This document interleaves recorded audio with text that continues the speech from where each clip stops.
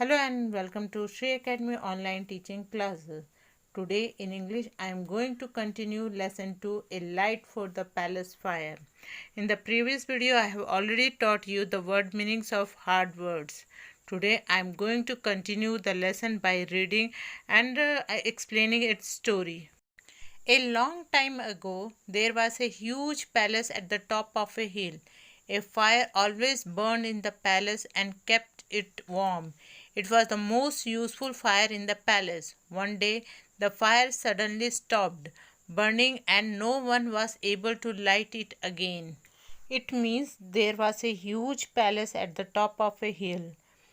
At that time, there was no electricity, so the people always burned the fire. And it also keep them warm because they live at the top of the hill and there is very cold in the winter.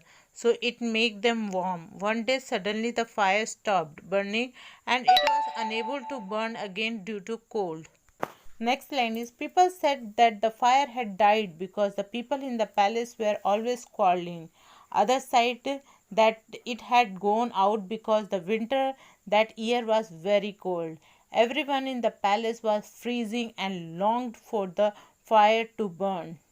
It means when the fire stopped burning, the people thought it was because the people in the city always fight, and also because that year the winter was very cold.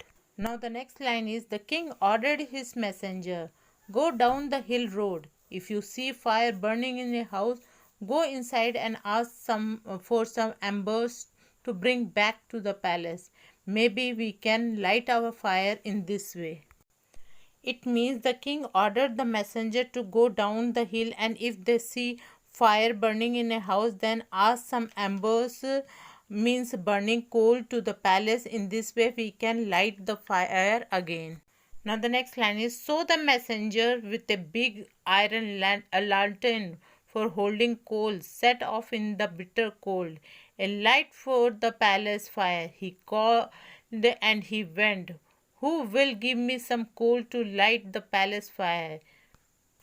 It means after getting the order from the king, the messenger held a big iron lantern to keep the embers and went on. And they started calling a light for the palace fire.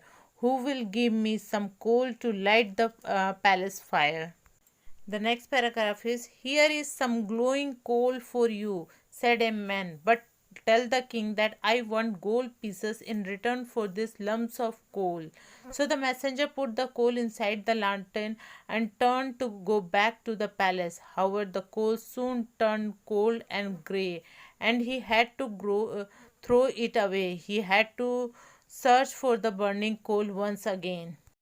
It means after listening the call of messengers, a man came outside and said that here is some glowing coal for you, but in return he want some gold pieces for these lumps of coal. So the messenger agreed and put the coal inside the lantern and turned back for the palace. But soon the coal turned into ashes. So they threw them and again started search for the burning coal. Now the next paragraph is then a woman called Gina agreed to give him some coal from their fireplace. However, in return she wanted the king to make her father the captain of the guards. The messenger took some burning coal from the fireplace, put it in his lantern and set off for the palace. However, soon he saw that the coal from the Gina's fireplace was no longer burning. It had turned to grey ash. So he threw it away and set off again in search of some coal. It means a woman called Gina agreed to give some coal, but in return she wanted to make her father the captain of the guard. The messenger convinced the lady that they will give his message to the king and took some burning coal in his lantern. But soon the coal turned into ashes. Again they threw it away and started search for the burning coal. At last he came to a cottage at the foot of the hill. The door opened at once when he knocked. There was a little girl inside, stirring porridge over a small fire. A light for the palace fire, she repeated when the messenger told her what he wanted. You may have as much coal as you like, she said. Do sit down though, warm yourself, and have a bowl of porridge before you start out in the cold again. It means at last the messenger went into the cottage where a little girl lived.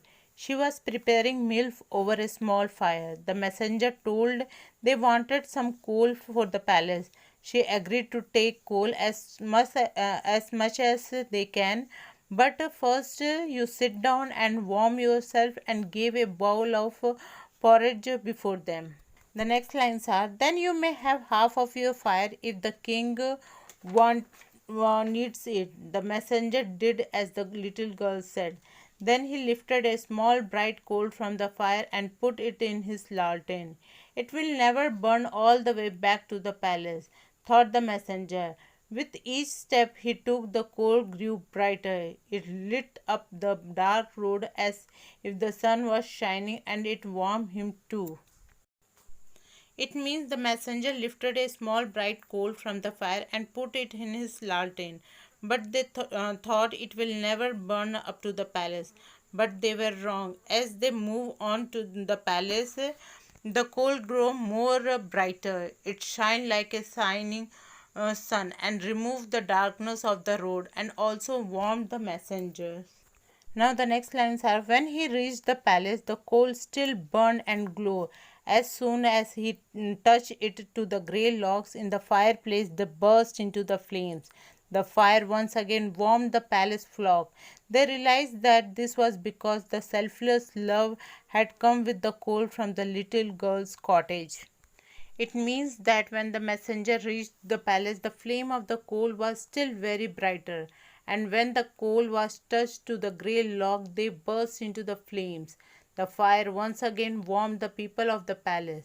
Then they realized that it was happened because of selfless love of the little girl, because the little girl does not demanded anything in the return of the amber. So this is the whole story of the a little girl and its a selfless love. Okay students, thank you for today's class, and I hope you have understood the story of a little girl.